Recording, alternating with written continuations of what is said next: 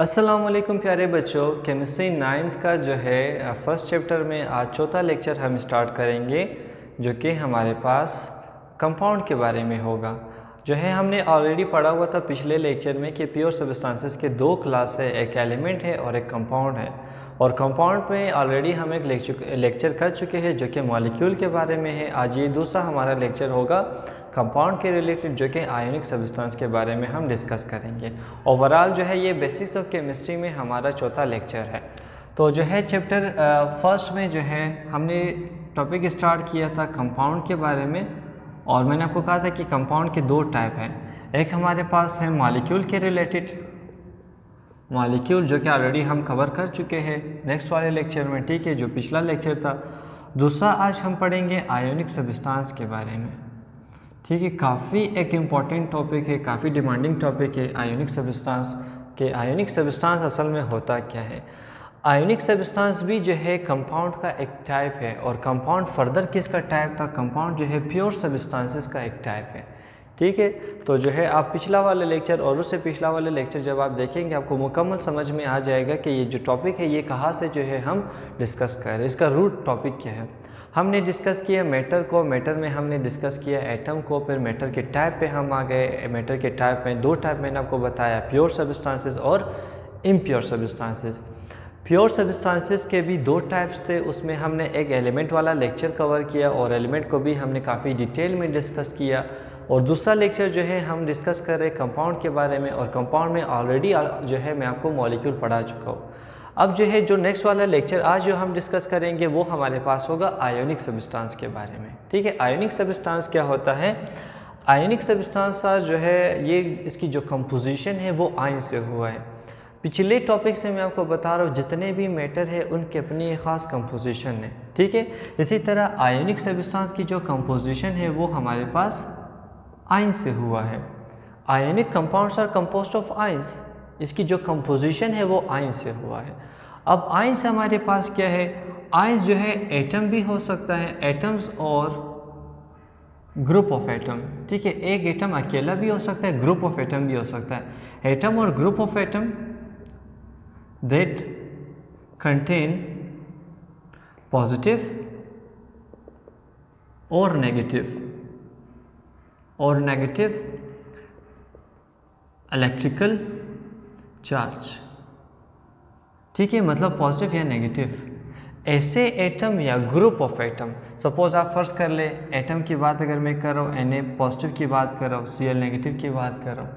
अगर group of atom की बात कर रहा हूँ, दो एटम भी ग्रुप बन सकता है, तीन एटम भी ग्रुप बन सकते हैं। तो एटम या group of atom that contain positive और नेगेटिव इलेक्ट्रिकल चार्ज, या उन पे पॉजिटिव चार्ज आएगा या नेगेटिव चार्ज आएगा, उसको हम क्या कहते हैं? उसको कहते हैं आयंस, ठीक है।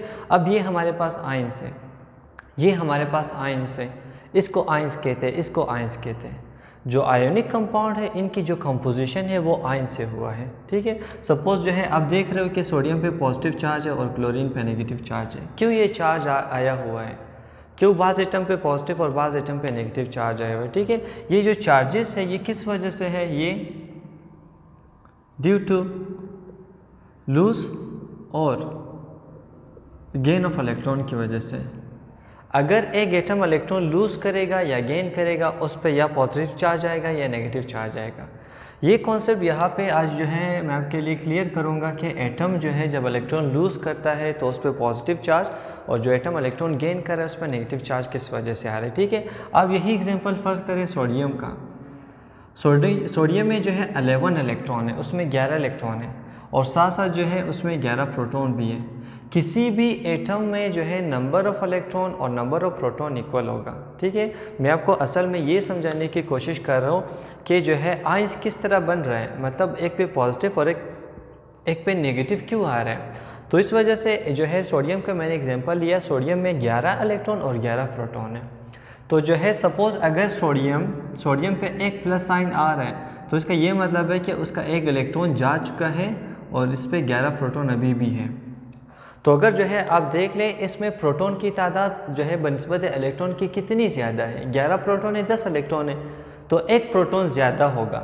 मतलब इस एटम में अभी पॉजिटिव का जो करेक्टरिस्टिक्स है, पॉजिटिव का जो वैल्यू है वो ज़्यादा होगा बनिस्बत नेगेटिव के। इस वजह से जो एटम जो है इलेक्ट्रॉन लूज़ करेगा, लूज ऑफ इलेक्ट्रॉन, उस पर पॉजिटिव चार्ज आएगा। ये जो है यहाँ पे पॉजिटिव चार्ज इस वजह से नहीं है कि मतलब इलेक्ट्रॉन लूज हुआ तो इस पर नेगेटिव आना चाहिए, नहीं, उस सेंस में नहीं। यहाँ पे जो चार्जेस है पॉजिटिव नेगेटिव का, वो इस बेसिस पे कि उसमें इलेक्ट्रॉन की जो है तादाद ज़्यादा है या उसमें प्रोटॉन की तादाद। अगर उस पर एक पॉजिटिव है मतलब एक प्रोटॉन उसमें ज़्यादा है, अगर इस पर दो पॉजिटिव है तो दो प्रोटॉन ज़्यादा, अगर इसमें तीन पॉजिटिव है तीन प्रोटॉन ज़्यादा। अब चूंकि प्रोटॉन रिएक्शन में इन्वॉल्व नहीं है, असल में इलेक्ट्रॉन की कमी या ज़्यादा हो रही है, इस वजह से जो है नंबर ऑफ प्रोटॉन कभी ज़्यादा कभी कम हो रहा है, ठीक है। तो इस पर जो है पॉजिटिव 1 आ गया।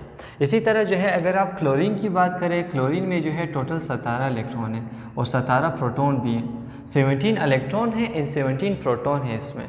अब जो क्लोरीन एक जो है इलेक्ट्रॉन ले लेगा उस पर नेगेटिव चार्ज आएगा और उसमें 18 इलेक्ट्रॉन एंड 17 प्रोटॉन होगा। अब देख ली क्योंकि जो है इलेक्ट्रॉन की तादाद बनिस्बत प्रोटॉन की एक ज़्यादा है, इस वजह से इस पर नेगेटिव चार्ज आएगा। तो ये किस वजह से हुआ, ये गेन ऑफ इलेक्ट्रॉन की वजह से हुआ। तो इसके बाद जो भी जो है इंशाल्लाह जब हम आगे वाला लेक्चर आपके लिए लेके आऊँगा मैं, तो उसमें जब मैं कहूँगा इलेक्ट्रॉन गेन या लूज़ हो रहा है तो उसका ये मतलब है कि एक पे पॉजिटिव साइन आ रहा है, एक पे नेगेटिव। पॉजिटिव साइन जो है लूज़ ऑफ इलेक्ट्रॉन की वजह से and negative sign gain of electron की वजह से, ठीक है। अब नेक्स्ट क्वेश्चन आप अपने लिए ये क्लियर करें कि जो है एटम पे पॉजिटिव नेगेटिव साइन आता किस वजह से है। उन पे इलेक्ट्रॉन तो ऑलरेडी मतलब सपोज एक एटम इलेक्ट्रॉन लूज़ की वजह से कर रहा है और एक इलेक्ट्रॉन गेन किस वजह से कर रहा है, वो मोस्टली जो है एटम की लूज़ या गेन ऑफ इलेक्ट्रॉन वो जो है इलेक्ट्रॉन नेगेटिविटी की वजह से है, ठीक है।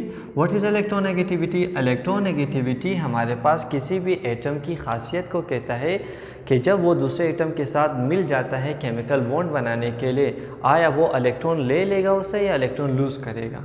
अगर इलेक्ट्रॉन गेन कर रहा होगा तो जो है वो इलेक्ट्रॉन नेगेटिव होगा और जो इलेक्ट्रॉन लूज़ कर रहा है उसका इलेक्ट्रॉन नेगेटिविटी कम होगा। तो ऊपर वाला एग्जांपल अगर आप देखें, जो है क्लोरीन ने एक इलेक्ट्रॉन गेन किया और सोडियम ने एक इलेक्ट्रॉन लूज़ किए, तो आप इस तरह कह सकते हो केमिस्ट्री के टर्म में जो है the electron negativity of chlorine is greater than sodium. Chlorine का जो इलेक्ट्रॉन नेगेटिविटी है वो ज़्यादा है बनिस्बत सोडियम के, इस वजह से chlorine are capable to accept electron and sodium are able to donate electron. Chlorine में कैपेबिलिटी है इलेक्ट्रॉन एक्सेप्ट करने का, क्यों? क्योंकि उसमें इलेक्ट्रॉन नेगेटिविटी ज़्यादा है, और जो है जो सोडियम है उसमें जो है इलेक्ट्रॉन नेगेटिविटी कम है, इस वजह से वो अपना इलेक्ट्रॉन डोनेट करेगा। तो आयोनिक सब्सटेंस में जो है हमारे पास उसकी कंपोजिशन आयन से हुआ है। आयन्स क्या है? ऐसे एटम जिस पे चार्ज है। चार्ज किस वजह से आ रहा है? ड्यू टू लूज और गेन ऑफ इलेक्ट्रॉन। एक एटम लूज या गेन ऑफ इलेक्ट्रॉन क्यों करेगा? क्योंकि उसमें इलेक्ट्रॉन नेगेटिविटी डिफरेंस होगा। मतलब जो है अगर हम सोडियम और क्लोरीन की बात करें ना इस तरह, इस पर नेगेटिव और इस पर पॉजिटिव, तो ये किस वजह से पॉजिटिव नेगेटिव? ये due to difference in electron negativity. इनमें इलेक्ट्रॉन नेगेटिविटी का अच्छा खासा बड़ा डिफरेंस है। डिफरेंस जो है 0.5 से डिफरेंस जो है 1.9 से ग्रेटर होना चाहिए, ठीक है। मैंने आपको तो बताया डिफरेंस होना चाहिए, लेकिन साथ साथ मैंने आपको वैल्यू भी दिया। डिफरेंस 1.9 से अगर ग्रेटर हो, एटम पे charges plus and minus arise होगा, और जब यही प्लस माइनस जो है इकट्ठा होगा, क्योंकि इस पर नेगेटिव है उस पर पॉजिटिव, तो पॉजिटिव एक दूसरे को खींचेंगे, जिसकी वजह से हमारे पास इस तरह का कंपाउंड बनेगा, और इसी कंपाउंड को हम आयनिक सब्सटेंस कहते हैं। मॉलिक्यूल वाले सेक्शन में मैंने आपको बताया था, जब जो है एटम दो एटम जो है आपस में केमिकल बॉन्ड बनाते हैं मॉलिक्यूल में, उसको हम कहते हैं कोवेलेंट बॉन्ड। और यहाँ पे जो बॉन्ड बन रहा है, इस बॉन्ड को हम क्या कहते हैं? इस बॉन्ड को कहते हैं आयनिक बॉन्ड। आयनिक बॉन्ड, तो आयनिक बॉन्ड आयंस के दरमियान बनता है। तो what are ionic substance? Ionic substance are the substances which are composed of ions and this ions are held together through ionic bond. इनकी जो कंपोजिशन है वो आयन से हुआ है, और इसी आयंस को आपस में कौन मिला रहा है? आयनिक बॉन्ड मिला रहा है। और इसके पीछे का पूरा जो डिटेल है मैंने आपको समझाया कि मतलब सोडियम पे पॉजिटिव और नेगेटिव चार्ज किस वजह से आ रहा है, या किसी भी एटम पे पॉजिटिव नेगेटिव चार्ज किस वजह से आ रहा है। Positive due to loose of electron है, और नेगेटिव जो है due to gain of electron है, ठीक है। तो यहाँ पे जब यही पॉजिटिव नेगेटिव एक दूसरे को अट्रैक्ट करेंगे, उनके दरमियान एक तरह का अट्रैक्टिव फोर्स आएगा, और उस अट्रैक्टिव फोर्स को हम क्या कहते हैं? आयोनिक बॉन्ड कहते हैं। यहाँ तक समझ में आया आपको? ओके, जो है आप नोट करें शाबाश इसको थोड़ा अपने लिए।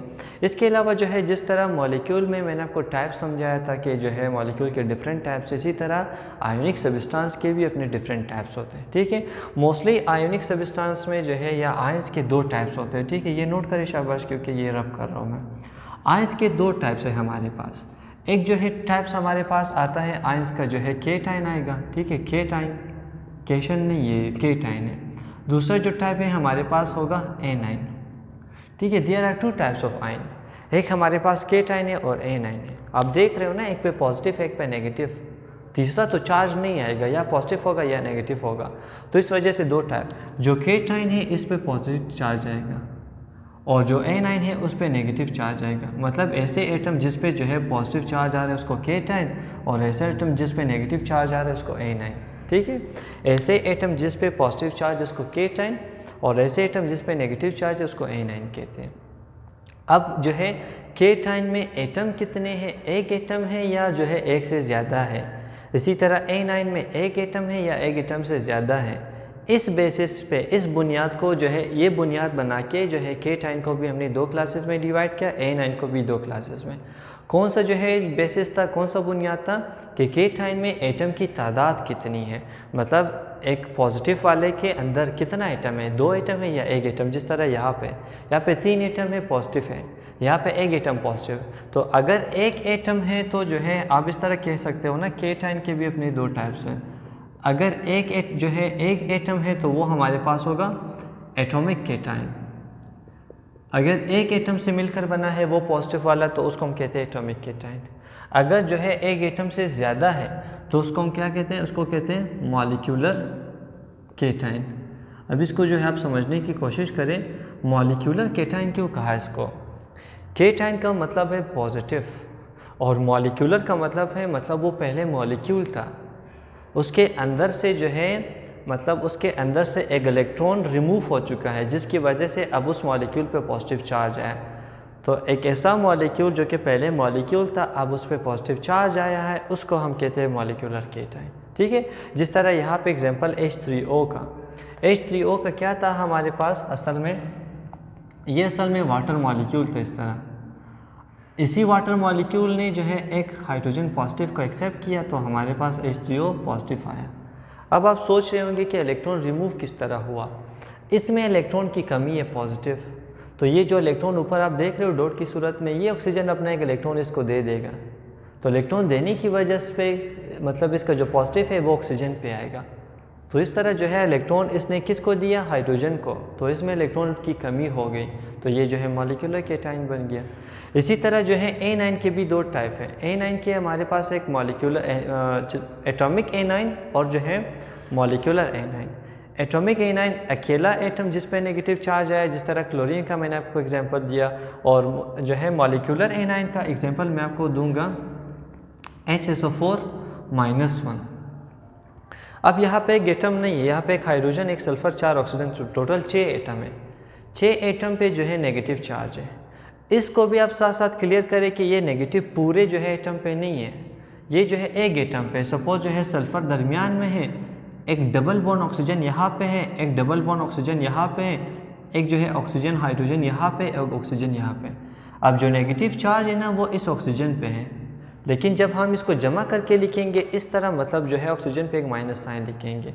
तो अब ये ना सोचे कि जितने भी एटम हैं उन सब पे एक नेगेटिव है, नहीं, नेगेटिव सिर्फ एक एटम पे है। जब इसको जमा करके हम लिखते हैं वो इस तरह आपको नज़र आता है। यहाँ तक क्लियर है आपको? होप कि आपको मतलब ये क्लियर हो गया होगा कि एटॉमिक और जो है मॉलिक्यूलर केटाइन और एटॉमिक एनाइन और मॉलिक्यूलर केटाइन में क्या डिफरेंस है। अब एक छोटा सा कॉन्सेप्ट मैं आपके लिए क्लियर करता हूँ कि पॉजिटिव वाले को केटाइन क्यों कहते हैं, कोई और लफ्ज़ नहीं था। नेगेटिव वाले को एनाइन क्यों कहते हैं? असल में जो है जब बैटरी की हम बात करते हैं ना, बैटरी का सिंबल इस तरह है, बैटरी का सिंबल इस तरह है। पॉजिटिव वाला जो है बड़ा लाइन है और नेगेटिव वाला जो है स्मॉलर लाइन है। इसके भी अपने कॉन्सेप्ट है कि पॉजिटिव वाला बड़ा और नेगेटिव वाला स्मॉल क्यों है। बैटरी में पॉजिटिव वाले को हम कहते हैं, पॉजिटिव वाले को कहते हैं ए नोट और नेगेटिव वाले को हम कहते हैं के थोट। अब इसके अंदर जो आयंस होंगे, सपोज सोडियम पॉजिटिव होगा और क्लोरीन नेगेटिव होगा, आपको क्या लगता है नेगेटिव किसकी तरफ आएगा? ऑफ कोर्स पॉजिटिव की तरफ आएगा। ये नेगेटिव पॉजिटिव की तरफ आएगा, तो इस वजह से नेगेटिव वाले को हमने कहा A9 क्योंकि वो एनोड की तरफ आ रहा है। तो जो है पॉजिटिव वाले को फिर हमने क्या है, आयन पॉजिटिव, इसको हमने केटाइन कहा। क्यों? क्योंकि वो कैथोड की तरफ जा रहा है। साथ साथ ये भी जो है आपके लिए क्लियर हुआ कि मतलब एक को केटाइन और दूसरे को एनाइन क्यों कहते हैं। सही है। फिर भी अगर कोई क्वेश्चन रहता है जो कि अभी तक क्लियर नहीं हुआ है सो काइंडली जो है आप कमेंट सेक्शन में आप कमेंट करके पूछ सकते हो, जो है शॉर्ट टाइम में, या मैं फिर आपको रिप्लाई करूँगा, या फिर जो है उस अगर ज़्यादा मतलब सीरियस क्वेश्चन था तो उस पर हम एक नया जो है डिस्कशन, एक नया लेक्चर जो है वो रेडी करवाएंगे। सही है। यहाँ तक होप कि आपको समझ में आ गया होगा। नेक्स्ट इसके बाद जो है ये चैप्टर का एक सेक्शन तकरीबन ख़त्म हुआ। दूसरा सेक्शन जब हम पढ़ेंगे वो यूनिट्स के बारे में होगा, और यूनिट्स आपको पता है वो इस्तेमाल होता है for the sake of measurement. किसी चीज़ को मेजर करने के लिए वहाँ पे हम यूनिट्स इस्तेमाल करते हैं। ठीक है। तो बेसिक्स ऑफ केमिस्ट्री में दूसरा जो हमारा सेक्शन होगा चैप्टर का वो यूनिट्स के बारे में हम डिस्कस करेंगे, जहाँ पे atomic number, atomic mass number, relative atomic mass, average atomic mass, Avogadro's number, mole के बारे में हम डिस्कस करेंगे। ठीक है। तो जो है नेक्स्ट लेक्चर तक अपना ख्याल रखिएगा। अल्लाह हाफ़िज़।